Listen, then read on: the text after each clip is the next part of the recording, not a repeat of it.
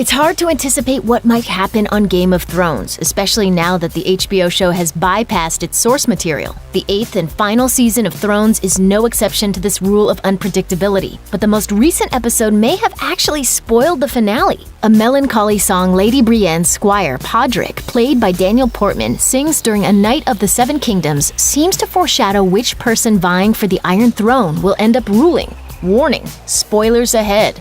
The musical moment happens while Podrick, Brienne, Jaime Lannister, Tormund Giantsbane, Tyrion Lannister, and Sir Davos Seaworth are gathered around a fire, awaiting the arrival of the Night King and the army of the dead. They drink and reminisce on past battles on what could be the last night of their lives. When the wine runs out, Tyrion requests someone sing a song. No one but Podrick pipes up, and he begins singing a mournful tune.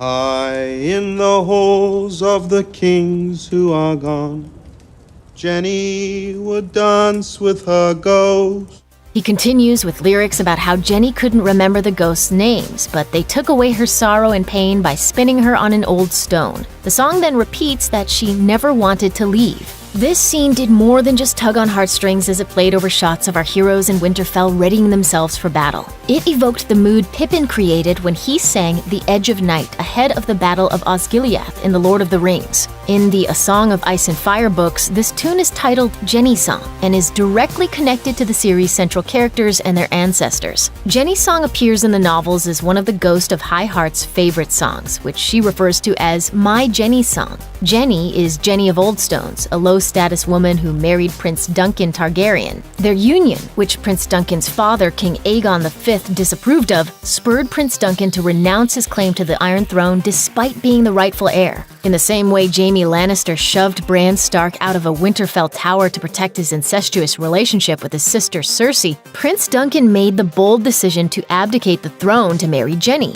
Not only does Jenny and Duncan's story mirror that of Jaime and Cersei's, it also parallels two other Targaryens, Jon Snow, whose real name is Aegon Targaryen, and Daenerys. In Episode 2, Jon reveals to his ladylove that he's actually her nephew, the son of her brother Rhaegar Targaryen and Lyanna Stark. That makes him the rightful heir to the Iron Throne, given he's a living male descendant of Aerys the Mad King Targaryen. Podrick singing Jenny's Song just before that conversation happens might foreshadow the events of the Game of Thrones finale. Jon could relinquish his power to be with Daenerys, just as Prince Duncan did.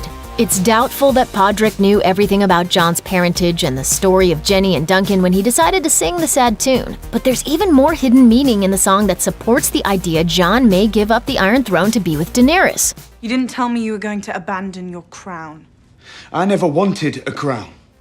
The Ghost of Highheart is thought to be the first person who delivered the prophecy that Aerys and Rhaella Targaryen, Dany's parents and Jon's grandparents, could be the ancestors of the prince that was promised. Rhaegar, Dany's brother, grew obsessive over the prophecy, believing he was the prince that was promised. He thought that if he wasn't the prince, one of his children would be. As Vanity Fair notes, Rhaegar may have actually written Jenny's Song. In the books, during the tourney of Harrenhal, he plays a song for his love, Lyanna Stark, Jon Snow's mother. It's not out of the realm of possibility that the tune was the one Podrick sang.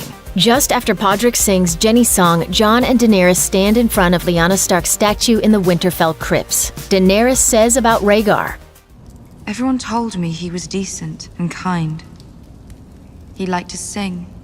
There's a chance that Jenny's Song is more about the prince that was promised prophecy than Jenny herself. It tells the story of the true-born heir to the Iron Throne giving up everything for love. Jon, Rhaegar's son, might be both the prince that was promised and someone who, like his ancestor Duncan, surrenders his claim to kingship. There really is no telling whether Jenny's Song and its many meanings reflect how the series will conclude, or whether Jon will actually choose love over power. But there's a chance that the tune hints at what will happen. If it winds up that Jenny's Song is nothing more than a tune sung at an emotional time, at least Daniel Portman got to prove he has the voice of an angel.